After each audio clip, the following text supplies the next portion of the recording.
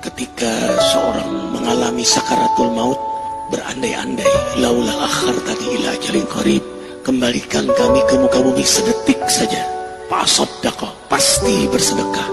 Ibnu Qayyim al-Jauzi menjelaskan kenapa tidak disebut sholat, puasa, haji, tapi malah sedekah.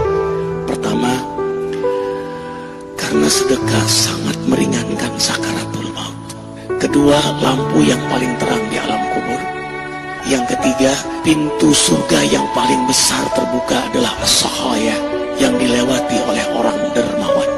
Kemudian yang keempat, tanda ibadah diterima adalah senangnya sedekah. Yang kelima, paling sulit menghadapi hisab adalah harta. Dari mana harta didapat dan dikemanakan?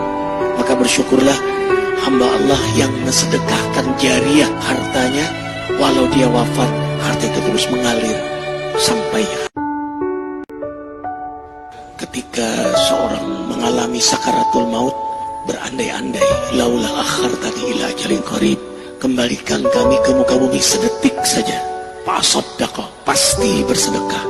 Ibnu Qayyim al-Jauzi menjelaskan kenapa tidak disebut sholat, puasa, haji, tapi malah sedekah. Pertama, karena sedekah sangat meringankan sakaratul maut. Kedua, lampu yang paling terang di alam kubur. Yang ketiga, pintu surga yang paling besar terbuka adalah as-sakhaya, yang dilewati oleh orang dermawan. Kemudian yang keempat, tanda ibadah diterima adalah senangnya sedekah. Yang kelima, paling sulit menghadapi hisab adalah harta. Dari mana harta didapat dan dikemanakan? Maka bersyukurlah hamba Allah yang mensedekahkan jariah hartanya, walau dia wafat, harta itu terus mengalir sampai. Ketika seorang mengalami sakaratul maut, berandai-andai, laula akhartani ila ajalin qarib, kembalikan kami ke muka bumi sedetik saja, fa'asaddaqa, pasti bersedekah. Ibnu Qayyim al-Jauzi menjelaskan kenapa tidak disebut sholat, puasa, haji, tapi malah sedekah. Pertama, karena sedekah sangat meringankan sakaratul maut.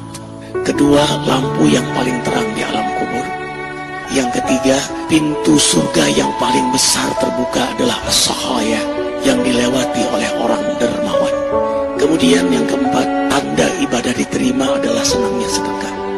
Yang kelima, paling sulit menghadapi hisab adalah harta. Dari mana harta didapat dan dikemanakan? Maka bersyukurlah hamba Allah yang mensedekahkan jariah hartanya, walau dia wafat, harta itu terus mengalir sampai.